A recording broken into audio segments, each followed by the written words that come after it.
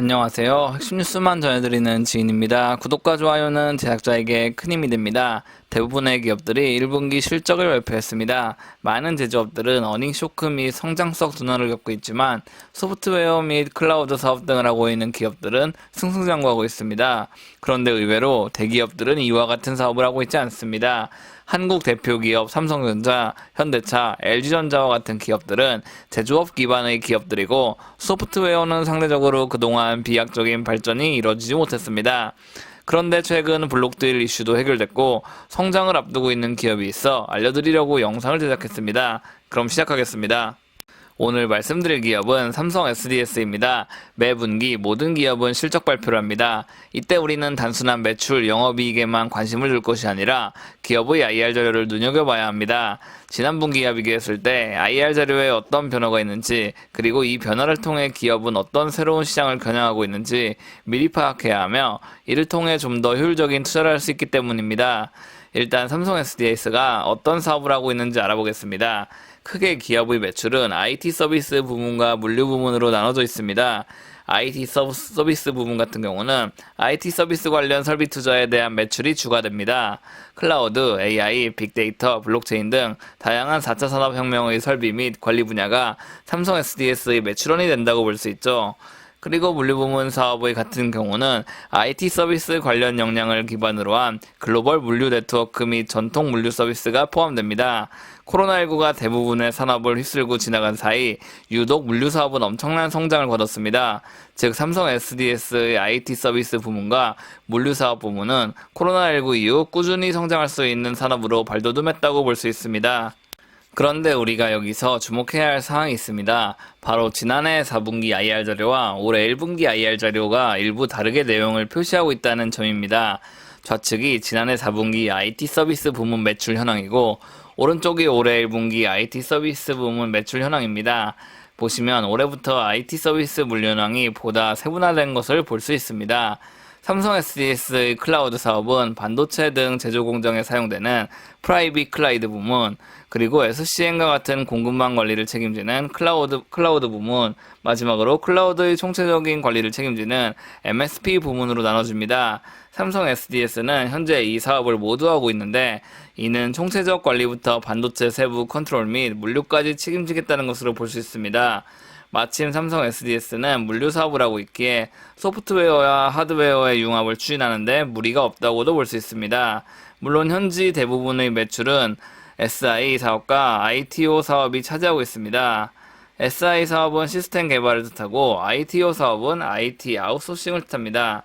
그런데 이 사업이 주라고 해서 클라우드 사업이 허술하다고 볼 수 없습니다.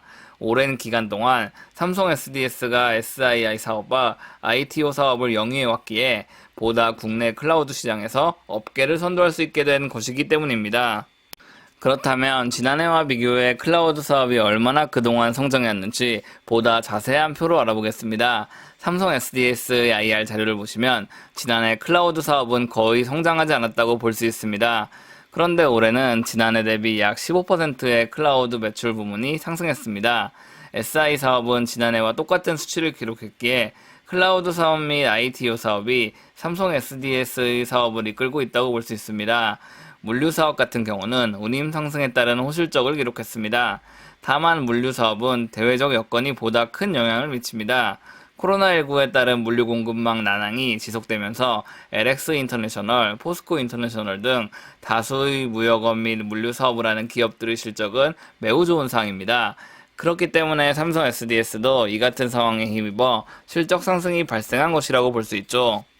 그리고 이를 좀 더 상세히 살펴보자면 IT 서비스 부문의 영업이익률이 올해 1분기 14.4% 수준으로 증가했습니다. 물류사업의 성장은 매우 바람직합니다. 다만 물류사업은 한계가 있는 사업이고 대외적 영향을 크게 받습니다.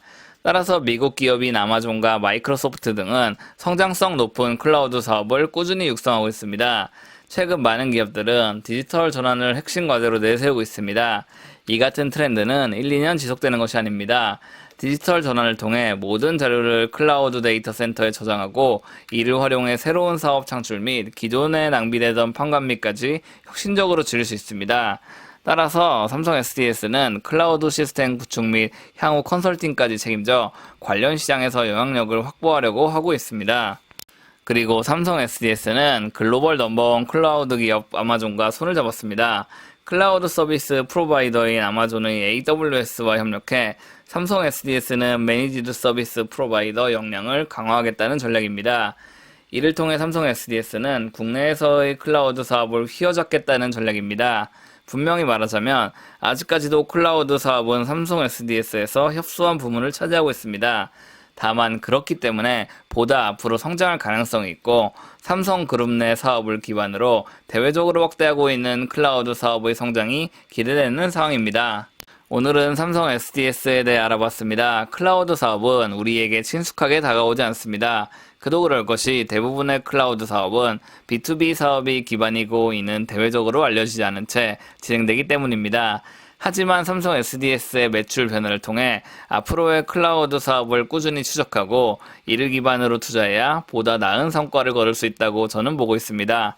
제가 준비한 소식은 여기까지입니다. 지금까지 핵심 뉴스만 전해드리는 지인이었습니다. 감사합니다.